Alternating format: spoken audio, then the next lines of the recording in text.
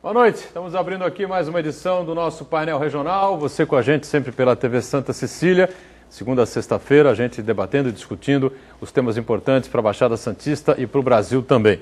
Nessa edição, um bate-papo, uma conversa, uma entrevista, um debate, né, na verdade, entre dois advogados e o tema saúde. Saúde dos planos de saúde, saúde pública, enfim, saúde, direito à saúde de maneira geral. Estou recebendo com prazer aqui no painel regional o advogado Caio Domeneghetti, que é advogado exatamente especialista nesse tema que eu citei há pouco, a saúde de maneira geral, direito à saúde. E, claro, vamos debater um pouco mais profundamente os planos de saúde. Doutor Caio, boa noite, prazer recebê-lo. Tudo bem? Prazer é meu, Edgar. Graças a Deus, tudo bem. Vamos ajudar a população a se informar um pouquinho mais sempre que possível. Meu amigo Ronaldo Serápicos, também advogado, mais uma vez comparece e colabora com a gente aqui no painel regional. Tudo bem, Ronaldo? Boa noite. Tudo bem, boa noite, Edgar. Boa noite, doutor Caio. Uma boa noite ao telespectador. O telespectador do nosso painel regional não pode participar nessa edição, não está acostumado, né? O programa está gravado, mas com certeza você vai acompanhar aí uma série de informações interessantes e importantes sobre um tema vital, não é, para o nosso dia a dia. Bom, direito à saúde é a especialidade. De maneira geral, é a área de atuação, é isso? De maneira geral, sim. Sim. A minha história começou quando a minha mãe ficou doente e eu vivi toda essa situação e percebi que a população estava carente de informação porque eu, advogado, ainda vivi isso. Aí resolvi me tornar especialista. E qual foi o grande problema que foi vivido por você com relação ao plano de saúde, a área de saúde pública, mau atendimento, o que aconteceu? A minha mãe foi diagnosticada com um câncer cerebral gravíssimo, com um prognóstico de 6 meses e a informação de que não existia tratamento para aquela doença. Então era voltar para casa e esperar ela falecer. Entendi. Só que nós resolvemos não aceitar isto e fomos lutar. Quando então descobrimos que haviam tratamentos sim, mas importados, não nacionais. E depois, o que fazer para conseguir esses tratamentos que além de tudo eram caros? A gente não tinha, né? Então, vamos buscar na justiça, é possível, não é? Se eu, como advogado... Você já era advogado? Eu já era advogado. Não tinha essa informação, isso foi no começo, final de 99, começo de 2000. Já não tinha essa informação, imagina a população. E ao longo dessa vida que a gente teve de luta contra a doença, várias pessoas se aproximaram porque ela venceu os prognósticos e as dificuldades eram as mesmas. Aí sim eu resolvi parar de fazer o que eu estava fazendo e me dedicar exclusivamente a isso. Eu não conhecia nenhum advogado que tivesse essa área de atuação. Não sei se o Ronaldo... Não, agora está se tornando mais comum, exatamente comum, né? Porque é um daqueles direitos mais avacalhados, espoliados, roubados tanto pela iniciativa privada como pelos poderes públicos. Então, e além do que se transformou num grande comércio também. Antigamente a saúde era exclusivamente pública, hoje ela é um grande comércio. A gente sabe que existem empresas milionárias, bilionárias que vivem da saúde. E eu queria começar a nossa conversa com o doutor Caio justamente fazendo essa separação, doutor, entre a saúde pública e a saúde privada. Porque a saúde pública, nós advogados somos acostumados, né, lendo a Constituição, saúde é direito de todo cidadão brasileiro. Perfeito. Então, antes da gente entrar nos planos de saúde, que eu acho que deve ter muita gente curiosa para saber, saúde pública, quem não tem condição de pagar um tratamento de saúde ou pagar um plano de saúde, e tem uma doença grave como aconteceu na sua família, ele tem condição de ser atendido? O Estado tem essa obrigação? Como é que o consumidor, como o cidadão normal, faz para conseguir cobrar do Estado esse direito constitucional? Hoje a demanda ela é muito grande, né? Então, o único jeito que existe realmente é ir para o judiciário, porque você tem uma fila muito grande, né? Tem muita gente que equivocadamente tem plano de saúde e ainda usa o SUS. O que é um equívoco, é errado. Tem plano de saúde e usa o SUS? E usa o SUS. É errado pela Constituição Federal? Não é errado. Porém... Mas por que acontece uma coisa dessa? Em tese o cara tem um plano de saúde... Isso. Né? Mas tem muitos direitos de pacientes que têm plano de saúde que são negados e pela falta de informação. Eu acho que isso é o mais importante, a falta de informação. Ele corre para o SUS.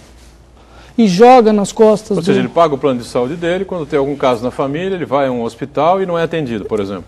No hospital ele não é atendido, não é e corre para o SUS. É exatamente isso. Até porque ele ouviu de um amigo que o SUS é especialista, então ele prefere o SUS ao usar o plano. Uma coisa que acontece que é muito corriqueira é ter medo de questionar o plano, ter medo de questionar o SUS. E respondendo a sua pergunta, realmente o paciente tem direito a tudo que for necessário para se tratar do problema que ele tem, buscar a cura. Quando é que é o momento, doutor, que a pessoa tem que começar a pensar em judiciário, advogado? Porque tem gente que vai entrar na fila, vai sair daqui, assistir o programa, vai entrar na fila, essa fila está muito demorada, vou no advogado. Qual é o momento? É na negativa de tratamento? Porque às vezes a pessoa nem sabe, por exemplo, que um tratamento está sendo negado, porque o médico simplesmente fala, olha, você não precisa do tratamento, ela nem sabe que está sendo negado. Qual é o momento que o senhor recomenda que as pessoas comecem a pensar em alternativas jurídicas? Quando eu não tive o atendimento que eu sei que eu poderia ter hoje, com a internet fica mais fácil de ter essa informação. Então o consumidor, o paciente, ele tem muito mais instrumentos de informação para poder saber se aquilo que ele está recebendo é ou não adequado. Um tratamento que existe. Exatamente. Por que eu não tive este tratamento? Por que eu estou tendo outro? Então acho que ele tem mais condições de julgar. Democratização da informação, acho que isso veio com a internet, né? Outro momento que eu acho, uma pergunta que é muito comum que me fazem é: eu preciso receber a negativa para ir no judiciário? É um bom item, é verdade. Muita gente tem esse medo. A resposta é não. A negativa pode ser dada de diversas formas. Pela omissão, ou seja, não falam nada para ele. Então, eu tenho uma doença, um câncer, por exemplo, preciso iniciar um tratamento em 3 meses, faço um pedido para o governo do medicamento e o governo fala: vou te responder, aguarde uma resposta. Ela tem um colega jornalista, né? Colega meu de rádio, atua em São Vicente, né? E estava vivendo um problema com linfoma e uma dificuldade enorme com relação ao plano de saúde dele, exatamente para iniciar o tratamento. Né? Uma situação que é muito comum, isso no caso dos planos de saúde, tive um caso assim, paciente com problema de coluna e disseram, não, ele precisando fazer uma cirurgia e disseram, o médico deu a prescrição da cirurgia, ele foi pedir autorização para o plano disse, eu autorizo a cirurgia, mas nego os instrumentos. Bom. Você pode escrever à vontade, mas com o dedo, sem caneta. Força da mente, com o dedo. Ele veio se Eles autorizaram uma cirurgia espírita. Um garfo que traga de casa, uma faca, uma serra. Ele veio conversar Isso vira dano moral, não vira, doutor? Vira. Porque chega uma hora que a pessoa fica... É um desrespeito. Desrespeitada, humilhada, e as dificuldades que passa numa situação dessa. Pior do que isso, doutor, ela foi enganada, essa pessoa. Porque ela saiu convicto da seguinte situação: eu ganhei a cirurgia, vou operar. Agora eu preciso resolver o problema dos instrumentos. Peraí, aí ele veio conversar comigo. Falei, olha, não sei se o senhor entendeu, te negaram. Daí ele disse, não, muito pelo contrário. Eles autorizaram, só estamos com o problema dos instrumentos. Falei, você tem que pagar a parte de instrumentação. No dia seguinte o senhor vai estar no centro cirúrgico? Não. Então eles te negaram. Foi exatamente esses os termos que ele usou. Eu vou conseguir resolver este problema por mim mesmo. 6 meses depois ele estava quase tetraplégico no meu escritório. Só a respeito dessa história de instrumentos, doutor, e combinando com a história que o senhor contou no começo, dos casos pessoal, a sua mãe teve um problema, um tratamento que só havia no exterior. Exatamente. Então, eu lembro que há pouco tempo atrás, você tinha instrumentos, por exemplo, tomografia computadorizada.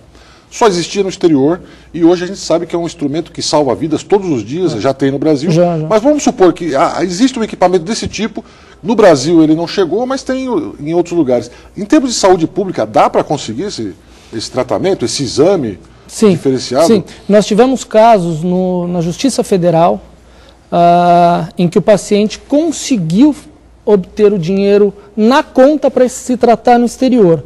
Isto é corriqueiro? Não é corriqueiro, mas já tiveram casos, já tem jurisprudência e é possível. O plano de saúde bancou a viagem? Nesse caso foi o SUS. O SUS. O desembargador determinou que o SUS ou seja, a secretaria, a Fazenda Pública, depositasse o dinheiro na conta do paciente para o paciente se tratar, que era um tratamento, não necessariamente o exame, mas um tratamento que ele tinha que fazer lá fora e só existia lá fora. E o judiciário, como é que está se adaptando a essa nova realidade? Porque você falou, teve um juiz que deu, mas ainda não parece ser a visão do judiciário como um todo. Né? Nesse caso em específico, e tem outra coisa, né, por falar na questão do judiciário. A gente tem como regra, né, que a justiça é absolutamente lenta, vagarosa, demorada. E não, mas no caso com certeza de saúde, foi caso liminar, né? Caso com de certeza. Decisão liminar. Aí vai para o liminar? Vai para o liminar. Essa situação nós temos um grande aliado. O judiciário é um grande aliado. Os juízes são incríveis. Seguramente, sem medo de errar, eu posso dizer que eles são verdadeiros parceiros da população.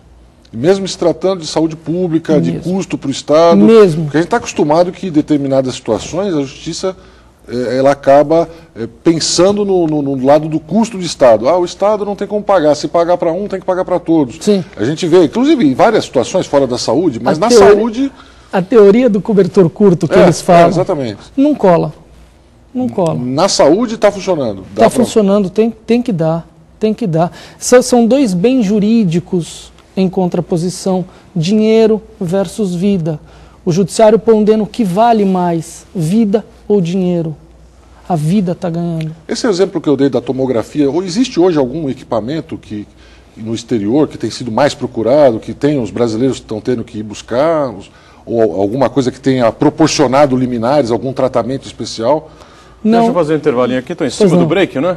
O Tocaio vai pensar um pouquinho aí nessa pergunta do Ronaldo e a gente volta em instantes com o painel regional. Já, já.